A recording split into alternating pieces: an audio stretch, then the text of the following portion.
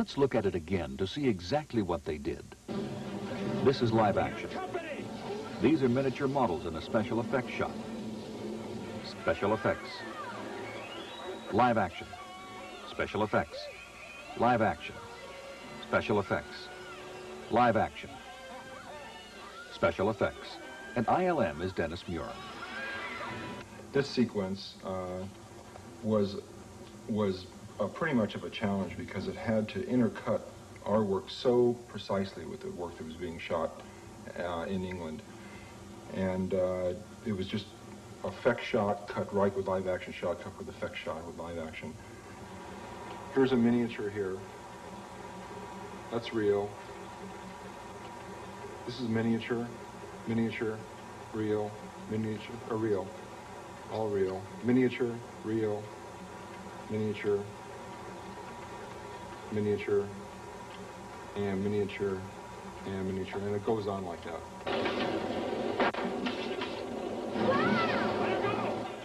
Stephen and I were in England shooting. He was doing the directing. I was watching what was going on during the mine chase live action scenes. It was exciting shooting. They're actually pushing cameramen along on dollies at 5 and 10 miles an hour with telephoto lenses trying to follow the action. And all that is sensed when you see the shots. You can see the energy of the shots, this sort of thing, where they're trying to get the figures, keep them in frame. Stuff's racing by, and the cameraman, you can sense, is trying to find them, trying to keep them in frame. We had to really accurately duplicate this environment. Back at ILM in California, Murin and his colleagues built the mine set at 1/8 scale. Accuracy was essential. Director Spielberg had to be sure that the miniatures would intercut smoothly with the live action he shot in England. A sequence like this is very difficult for a director to direct when half of the work he can't even see on the set. It's going to be added later on.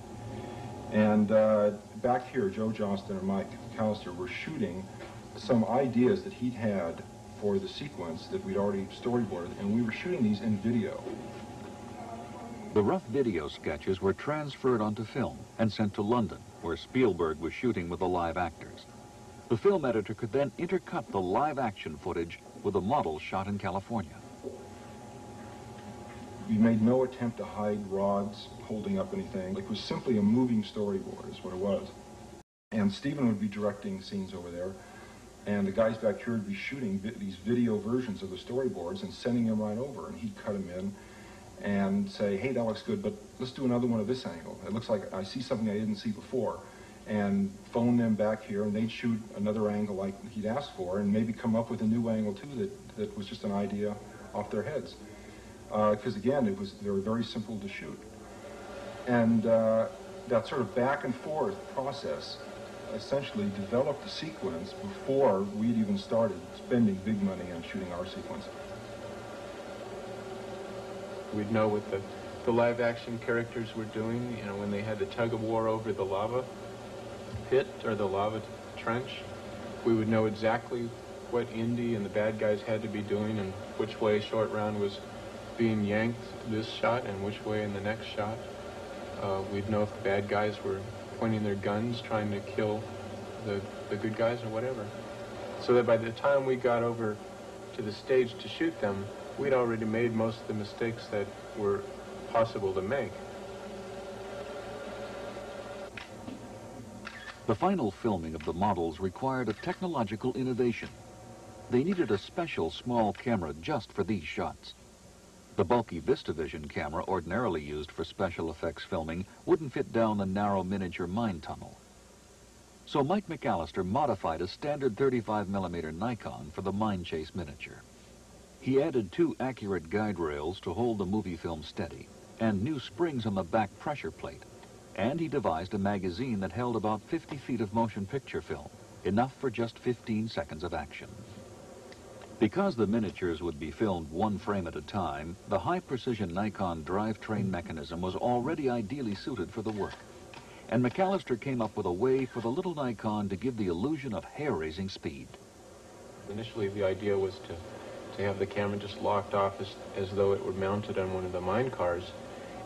I had an idea that perhaps it would be nice to pan and tilt the camera as we were going through the caves. And so in talking with Dennis about this, we sat down and tried to figure out what it was about roller coaster rides that made them so exciting for the riders.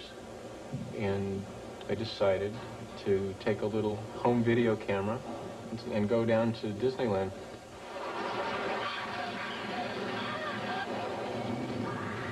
I shot a couple different variations with the videotapes. I shot first a version where the camera was locked straight ahead. But I'd remembered chase scenes that I'd seen when I was younger, that I was always frustrated to see a shot where the camera was mounted to the fender of a car and you could never see around the corner until the car was actually making the corner. And it never seemed natural to me. And then I would do a second version where I would anticipate the curves. Because I had a feeling that part of this, the danger and the suspense of this sequence would be created by trying to look ahead into the curves, trying to see what was around the curve before you were actually there. There were a few things that I captured on videotape while I was down there that I really hadn't anticipated. One of the things we learned, you're going straight up this really steep incline and you can't see anything but sky. And then as you go over the top of this rise, you see the horizon starting very low in the frame and it just swipes up to the top of frame. It gives you a real feeling that you're about to plunge down into some sort of abysmal situation.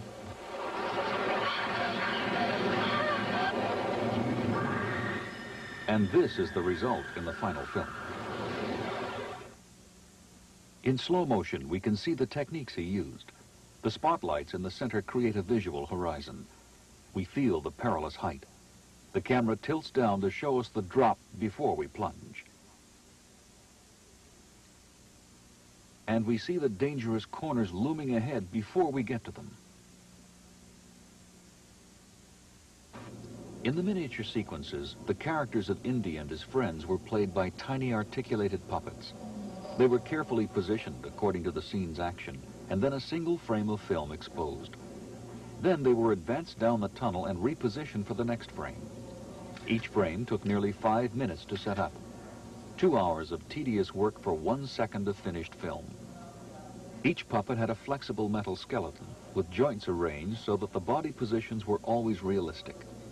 But it took great skill and patience to manipulate them so they looked convincing in every shot. This was a very difficult sequence coming up. And the shot in the middle was a very tough one, this one right here. This took an awful lot of takes, animating these figures to get them to look like they were real figures doing the right thing. Harrison's grabbing on here to the side to keep from falling over. She's flailing back because the gravity's knocking her over to the side. And Short Round's also falling back to the side. And there's lava down here. So when the whole thing plays together, it goes by like that.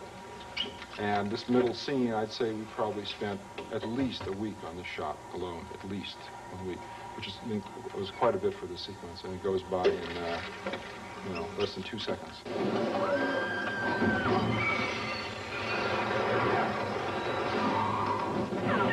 Shorty, come up here and take... This is an example of how we would use the lighting to help some of our models not look like models. So as they get closer to the camera, we have these figures go into a shadow. So you can't see them, and then you just barely see them lit here, just backlit a little bit. So your impression is that you're seeing a lot more than you're really seeing when you see the shot. And then we cut right away to a real shot.